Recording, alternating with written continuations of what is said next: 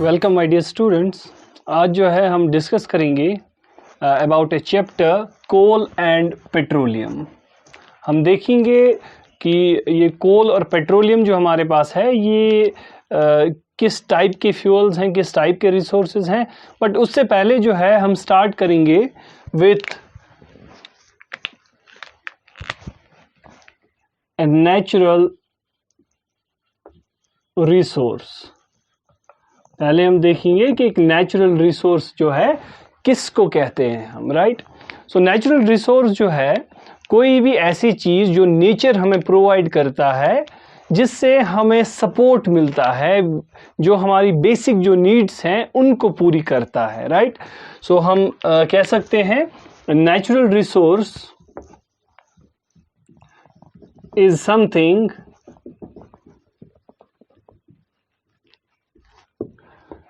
nature provides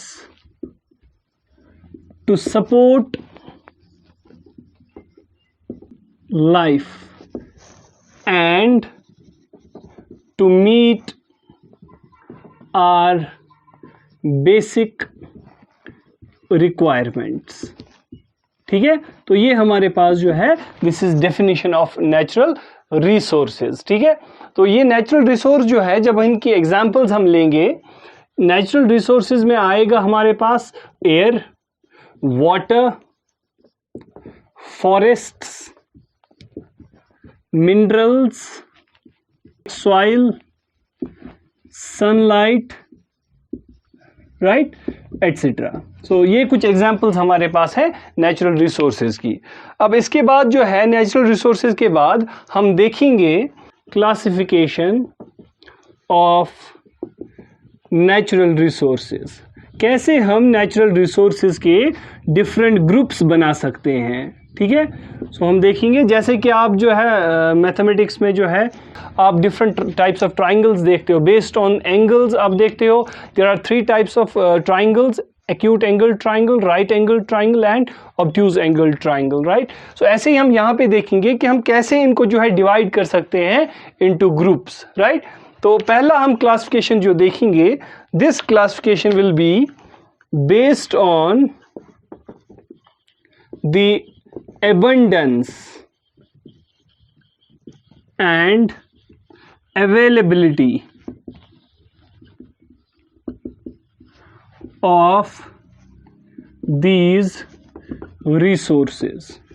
हमारे पास कितना available है, ये कितने ये वाले रिसोर्सेज अवेलेबल हैं नेचुरल रिसोर्सेज, उस बेसिस पे जो है हम पहले ग्रुपिंग करेंगे इसकी। सो फर्स्ट जो इसमें आएगा हमारे पास, वी हैव एक हमारे पास है इनएग्जॉस्टिबल नेचुरल रिसोर्सेज।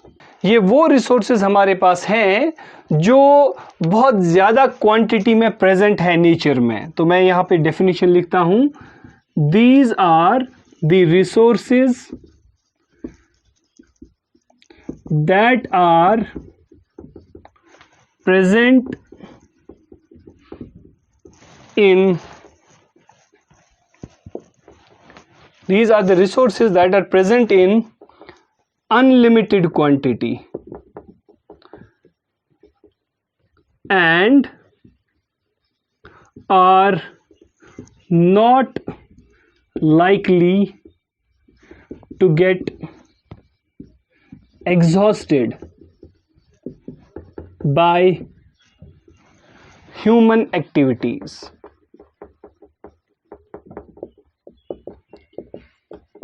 इसका मतलब कि ये वो नेचुरल रिसोर्सेज हैं जिनकी क्वांटिटी बहुत ज़्यादा हमारे पास है, अनलिमिटेड क्वांटिटी में हमारे पास ये रिसोर्सेज हैं, और हम जो यूज़ करते हैं इन रिसोर्सेज को ये ख़त्म होने वाले नहीं हैं, राइट। तो इनको हम इनएग्जॉस्टिबल रिसोर्सेज कहते हैं।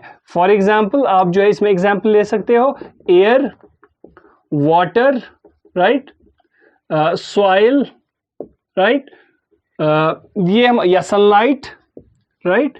तो ये वो रिसोर्सेज हैं हमारे पास जो ख़त्म नहीं होंगे, जो बहुत ज़्यादा हमारे पास प्रेजेंट है, हम इनको यूज़ कर रहे हैं लेकिन ये ख़त्म होने वाले नहीं हैं, राइट। सो ये हमारे पास है इनएग्जॉस्टिबल रिसोर्सेज। नाउ सेकेंड जो इसमें हमारे पास है वो है exhaustible resources, right. Exhaustible resources, जैसे कि मैंने आपको कहा, these are the resources that are present in limited quantity, यानी कि इनकी जो क्वांटिटी है वो लिमिटेड है, and can get exhausted by human uses और बाय ह्यूमन एक्टिविटीज।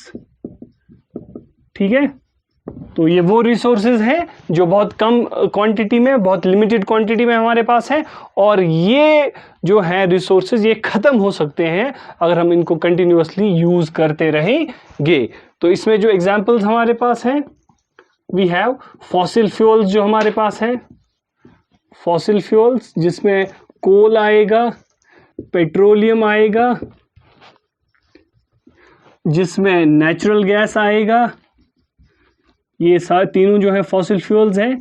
और इसमें आ सकते हैं हमारे पास जो मिनरल रिसोर्सेज हैं, हम उनको ज़्यादा यूज़ करेंगे तो वो भी ख़त्म हो जाएंगे, फॉरेस्ट्स हैं, right, etcetera.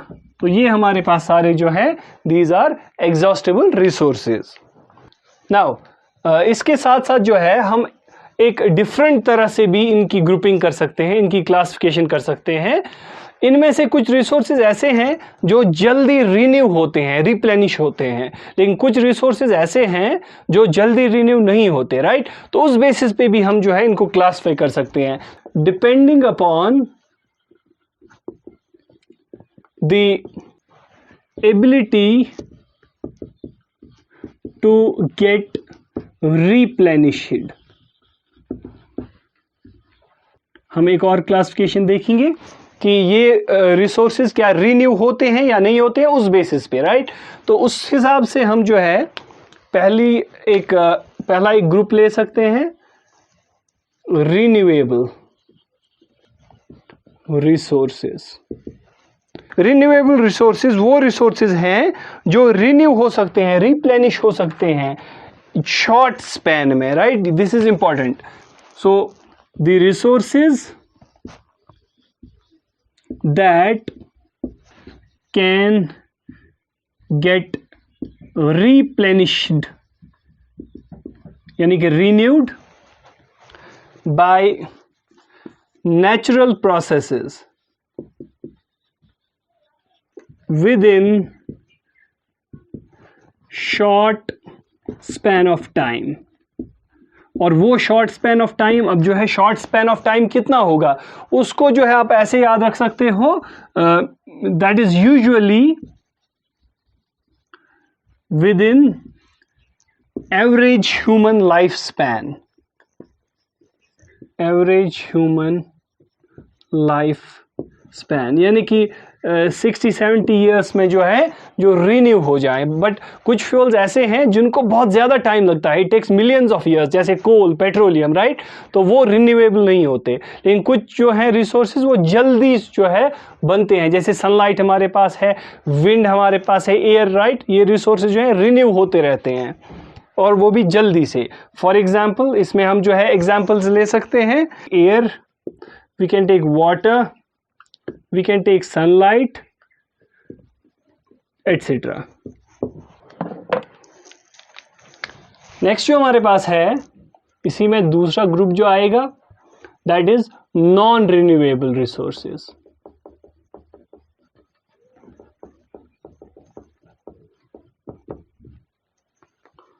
The resources that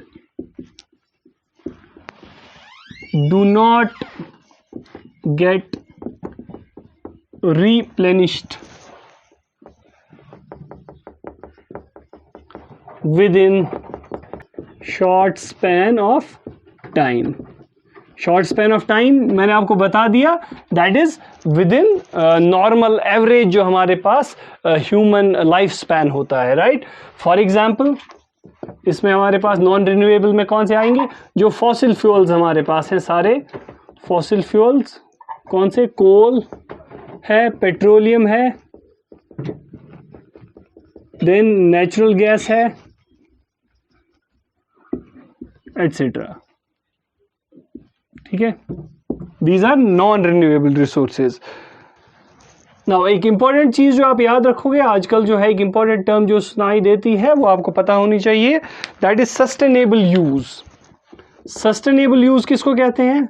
sustainable use is the way to use these resources to meet our present requirements, present energy requirements, and those of our future generations.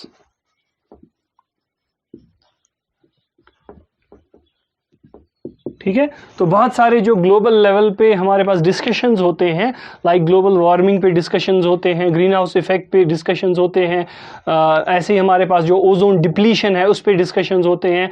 तो एक इम्पॉर्टेंट एनर्जी में हम बात करते हैं इस चीज़ की, दैट इज सस्टेनेबल यूज़। हमें एनर्जी जो है, रिसोर्सेज जो हैं ऐसे यूज़ करने हैं कि एक तो हमारी रिक्वायरमेंट्स को वो पूरा करें और जो हमारी फ्यूचर जनरेशन्स हैं उनके लिए भी जो है ये बचने चाहिए। हमें जुडिशियसली जो है इन रिसोर्सेज को यूज़ करना पड़ेगा, राइट। नाउ नेक्स्ट जो हमारे पास टॉपिक है इसमें जो हम पढ़ेंगे यहाँ पे, that is fossil fuels. Fossil fuels हम किन को कहते हैं, राइट। अब फॉसिल फ्यूल्स अगर आपको पढ़ना है उससे पहले आपको पता होना चाहिए कि एक फॉसिल किसको कहते हैं। फॉसिल कोई भी हमारे पास रिमेन्स हैं प्लांट्स और एनिमल्स के जो अर्थ क्रस्ट में प्रिजर्व रह चुके हैं। तो हम फॉसिल्स को जो है डिफाइन कर सकते हैं as fossils are the remains of dead plants and animals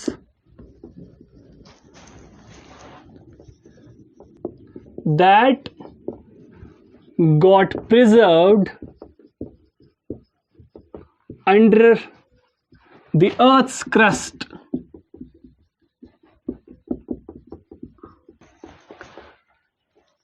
due to natural processes like earthquakes, volcanic eruptions, landslides, etc. Right. तो ये हमारे पास जो है फॉसिल्स हैं। तो जो भी प्लांट्स एनिमल्स दब गए ज़मीन के नीचे और दब के वहीं पे प्रिजर्व रहे, राइट, तो उन्हीं को हम जो है फॉसिल्स कहते हैं। इन्हीं फॉसिल से निकला है फॉसिल फ्यूल्स। सो इससे पहले कि हम आगे फॉसिल फ्यूल्स पे जाएं तो एक इम्पॉर्टेंट चीज़ आपको पता होनी चाहिए, जो ये फॉसिल्स हैं, fossils provide a gateway to past. हमारे पास्ट में जो भी चीज़ें हुई हैं, फॉसिल्स जो हैं एक विंडो, एक गेटवे देता है हमें जो है उस बारे में पता करने के लिए, ठीक है, उस बारे में जानने के लिए कि क्या हुआ था, कैसे हुआ था, राइट। एक और इम्पॉर्टेंट चीज़, साइंटिस्ट जो हैं, scientists who find and study fossils are called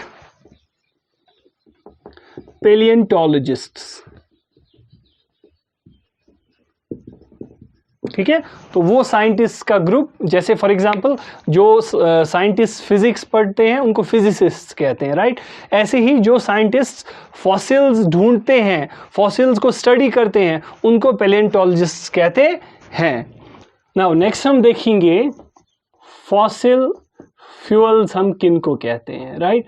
अब हमें पता है कि जो प्लांट्स हैं, जो एनिमल्स हैं, दब गए मिलियंस ऑफ ईयर्स एगो, वो दब गए ज़मीन के नीचे, अर्थ सरफेस के नीचे दब गए, और उसके बाद जो है वो कन्वर्ट हो जाते हैं कुछ ऐसे सब्सटेंसेस में जो कंबस्टिबल होते हैं, यानी कि जिनका कंबशन हो सकता है, जो जलते हैं, जिनको यूज़ किया जा सकता है एज फ्यूल्स, उन्हीं को हम जो है फॉसिल फ्यूल्स कहते हैं। तो हम फॉसिल फ्यूल्स को डिफाइन कर सकते हैं, the combustible substances formed from the dead remains of plants and animals that got buried under the earth's crust.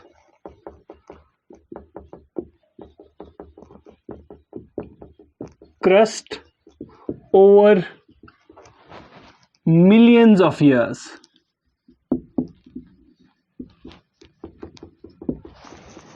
तो ये हमारे पास जो है फॉसिल फ्यूल्स होते हैं, वो कंबस्टिबल सब्सटेंसेस जो डेड प्लांट्स और एनिमल्स, जिनको हम फॉसिल्स कहते हैं, तो उन फॉसिल्स के दब जाने से, अर्थ के नीचे जो है दब जाने से, और वहाँ पे जो है वो रहे बहुत टाइम के लिए, मिलियंस ऑफ ईयर्स के लिए, तो वहाँ पे जो फॉर्मेशन इन कंबस्टिबल सब्सटेंसेस की हुई, इनको हम फॉसिल फ्यूल्स कहते हैं।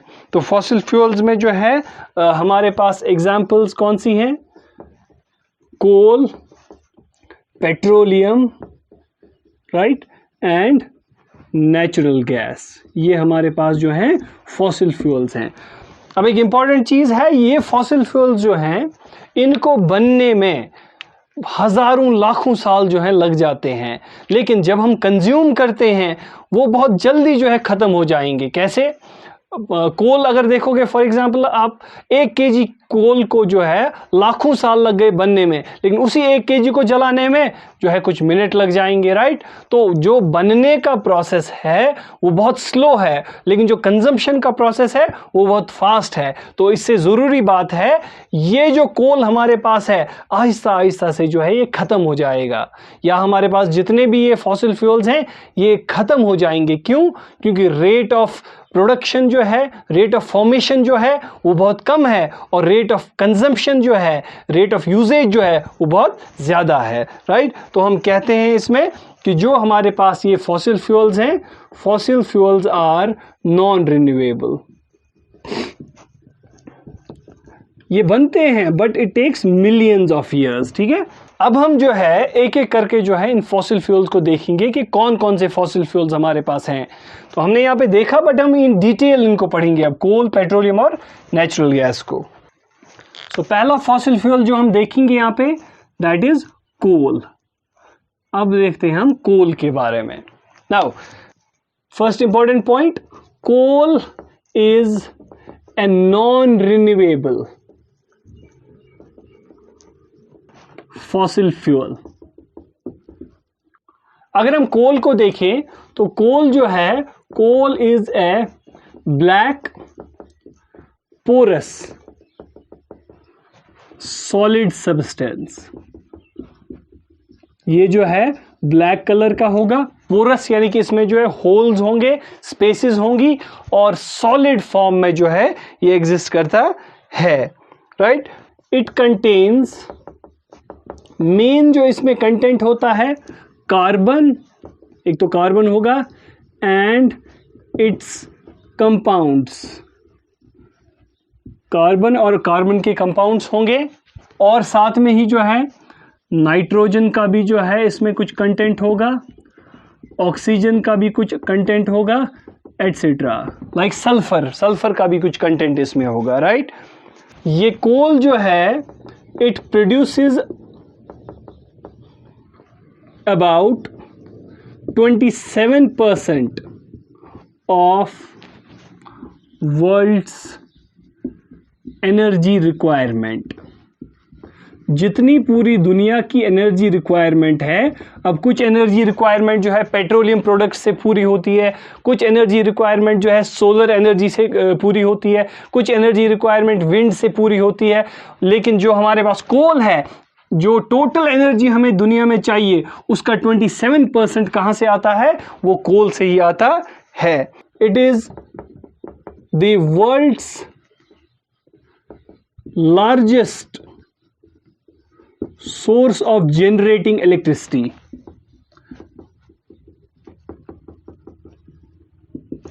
Generating electricity, ठीक है। हम जो है इस कोल को यूज करते हैं इलेक्ट्रिसिटी जनरेट करने में।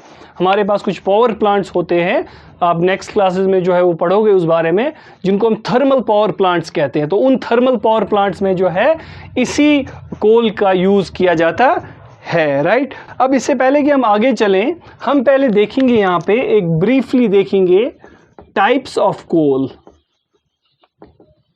ठीक है। कुछ मेजर टाइप्स ऑफ कोल देखेंगे हम। पहला जो टाइप हमारे पास होगा दैट इज लिग्नाइट, ठीक है। जो ये लिग्नाइट है, इस लिग्नाइट में हमारे पास there is about 25% to 35% carbon content. इसमें जो कार्बन की परसेंटेज होगी वो 25 टू 35% होगी।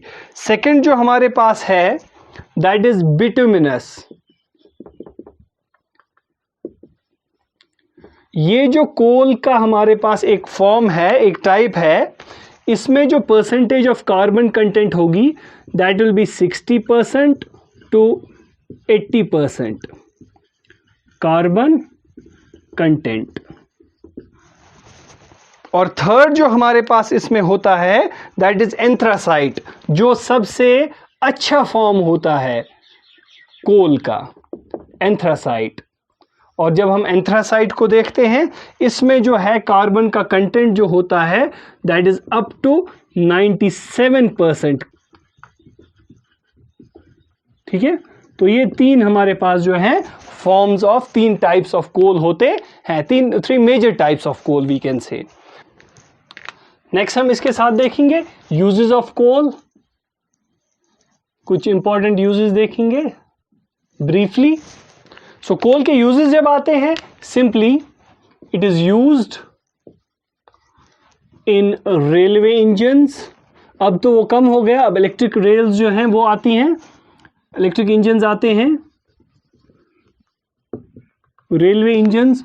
टू कुक फूड, कुकिंग के लिए जो है कम यूज किया जाता है। एक मैंने इंपॉर्टेंट अभी कहा था आपसे, to generate electricity, electricity in thermal power plants. उसके साथ साथ जो है टू मैन्युफैक्चर और प्रोड्यूस यूजफुल प्रोडक्ट्स, लाइक कुछ यूजफुल प्रोडक्ट्स इससे बनाए जाते हैं, जैसे कोक। ये वो पेप्सी वाला कोक नहीं है, राइट, कोक। देन कोल तार, कोल गैस, एटसेट्रा, राइट। तो ये कुछ यूजेस हमने देखे रेलवे इंजन्स में, फूड कुक करने के लिए, generate electricity in thermal power plants. अब ये थर्मल पावर प्लांट्स कैसे काम करते हैं? थर्मल पावर प्लांट्स में यूजुअली हम कोल जला के पानी को जो है हीट करते हैं। जब पानी हीट अप हो गया तो उससे क्या होगा, उससे लिक्विड फॉर्म से वो कन्वर्ट हो जाएगा इनटू स्टीम, और वो जो हाई प्रेशराइज्ड स्टीम होती है उसको यूज किया जाता है टू रोटेट ए टरबाइन, और टरबाइन रोटेट करने के बाद जो है उससे इलेक्ट्रिसिटी बनाई जाती है। नाउ इसी के साथ साथ हम देखेंगे formation of coal, formation of coal, ये कोल बनता कैसे है। कोल की फॉर्मेशन जो है it started about 300 million years ago. हुआ क्या, हमारे पास जो ह्यूज बड़े बड़े फॉरेस्ट थे तब, those forest got buried under the earth's crust, और बरी होने के बाद got buried under the earth's crust. क्यों बरी हुए? ड्यू टू नेचुरल प्रोसेसेस, वो मैंने आपको बताए कौन से processes, like earthquake, like volcanic eruptions, like landslides, right. और उसके बाद क्या हुआ? When these got buried deep, वहां पे जितने डेप्थ में ये चले गए, ऊपर एक एक लेयर आती गई, तो वहां पे हाई प्रेशर और हाई टेम्परेचर कंडीशंस थी, ठीक है। और उस high pressure high temperature conditions में रहने से ही जो है फॉर्मेशन ऑफ कोल हुई, फॉर्मेशन ऑफ कोल, ठीक है। तो ये मैंने आपको एक ब्रीफ बता दिया। लगभग 300 मिलियन ईयर्स अगो हमारे पास बड़े बड़े फॉरेस्ट थे, कुछ वो दब गए लैंडस्लाइड से, वॉल्केनिक इरप्शन से, अर्थक्वेक से, और वो नीचे नीचे जब दब गए, ऊपर ऊपर जो है और लेयर्स बढ़ती गई, तो वहां पे हाई प्रेशर और हाई टेम्परेचर में वो जो फॉरेस्ट थे, वो जो हमारे पास ऑर्गेनिजम्स थे, वो कन्वर्ट हुए इनटू कोल, राइट। नाउ एक इंपॉर्टेंट चीज जो आपको पता होनी चाहिए, इसमें कोल जो होता है इसका मेन कंटेंट जो है कार्बन होता है, इसीलिए the slow chemical conversion of dead plants and animals into coal is called carbonisation. So क्यों कहते हैं इसको कार्बनाइजेशन? क्योंकि कोल का जो मेन कंटेंट होता है वो कार्बन ही होता है, राइट। इसीलिए जो कन्वर्जन होता है इन डेड प्लांट्स और एनिमल्स का इनटू कोल, उसको हम कार्बनाइजेशन कहते हैं। नाउ इससे पहले कि हम कुछ यूजफुल और इंपॉर्टेंट प्रोडक्ट्स देखें जो हमें कोल से मिलते हैं, हम एक प्रोसेस जो है यहाँ पे पढ़ेंगे, that is destructive distillation. Destructive distillation of कोल।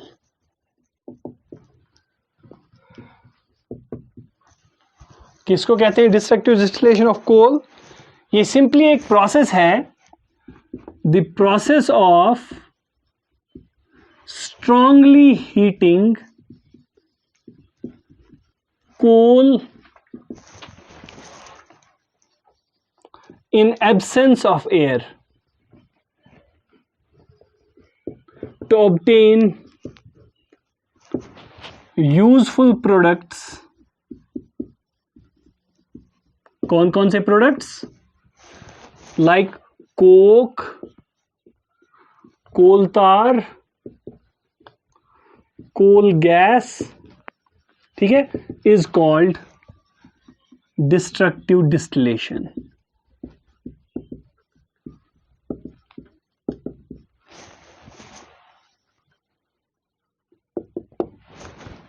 सो ये प्रोसेस जहां पे स्ट्रांगली हम हीट करते हैं कोल को, ताकि हमें क्या मिले?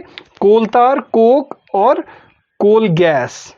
लेकिन ये जो हमारे पास हम हीट करते हैं इस कोल को to obtain these useful products, हम हीट करते हैं in absence of air, right. इसी प्रोसेस को हम डिस्ट्रक्टिव डिस्टिलेशन कहते हैं।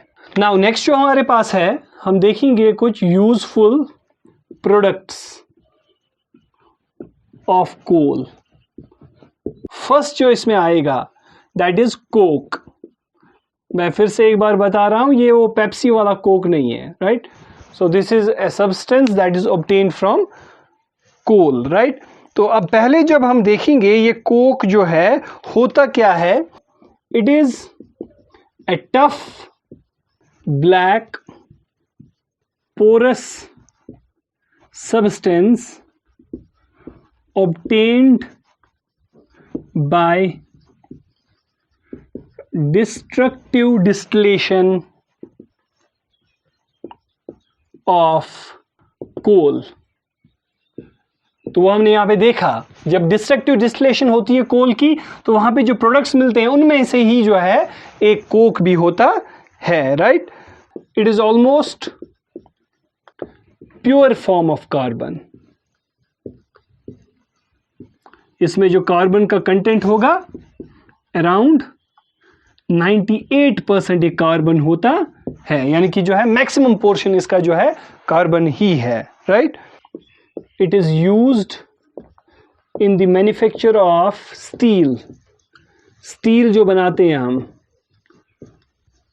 And in the extraction of many metals.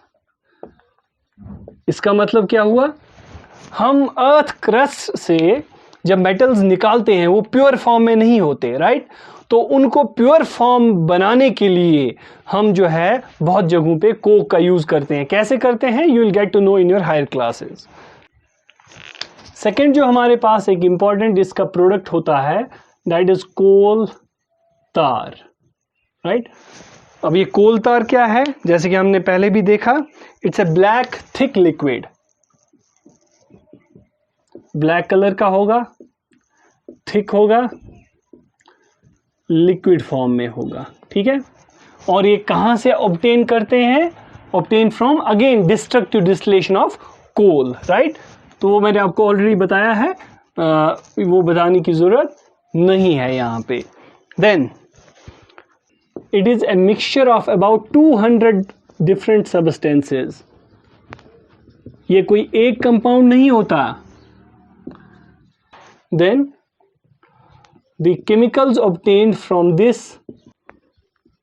जो केमिकल्स इससे बनते हैं वो किस में यूज होते हैं, are used in the manufacture of dyes, different colour के डाइज, प्लास्टिक्स बनाने में, कुछ ड्रग्स बनाने में, कुछ परफ्यूम्स बनाने में, कुछ पेंट्स बनाने में, कुछ वार्निश बनाने में, कुछ फोटोग्राफिक मटेरियल बनाने में, राइट। ये कुछ यूजेस जो हैं वो मैंने बताए। तो इन सब के मैन्युफैक्चर में जो है कोल तार का यूज किया जाता है। डायरेक्टली हम कोल तार यूज नहीं करते, बट कोल तार से ही कुछ केमिकल्स निकाले जाते हैं, तो वही केमिकल्स को जो है यूज किया जाता है। नाउ एक और इंपॉर्टेंट चीज जो हम इसको यूज करते थे, it is used in metalling of roads. आप देखोगे तार कोल जो डालते थे हम जो है रोड्स पे, ठीक है। सो वो जो हमारे पास है वो कोल तार होता था, but nowadays instead of this we use bitumen, ठीक है। तो अभी जो है हम कोल तार के बदले बिटुमिन का जो है यूज करते हैं। कुछ जगहों पे एस्फाल्ट का भी यूज होता है। नेक्स्ट जो हमारे पास लास्ट प्रोडक्ट है जो हम कोल से निकालते हैं, दैट इज कोल गैस। अब मैंने आपको इससे पहले भी बताया कोल गैस आता कहां से है, ये बनता है by destructive distillation of coal, right. तो वो हमने ऑलरेडी देखा कि वो प्रोसेस क्या होता है। नाउ ये जो कोल गैस है ये एक फ्लेमेबल गैस है, a flammable gas used as a fuel. इसको जो है एज ए फ्यूल बहुत सारी जगहों पे यूज किया जाता है। फ्लेमेबल गैस मतलब इट कैन कैच फ्लेम, ठीक है। और एक इंपॉर्टेंट यूज इसका जो है, it is used in industries as a fuel. Industries में भी एज फ्यूल इसको यूज किया जाता है, and for heating and lighting purposes के लिए भी इसको यूज किया जाता है। Now this is all for today. हम नेक्स्ट जो है सेशन में फिर से जो है आगे इसी को कंटिन्यू करेंगे और देखेंगे कि पेट्रोलियम जो है, how that petroleum is formed और उसके जो है क्या बेनिफिट्स हमारे पास हैं, राइट।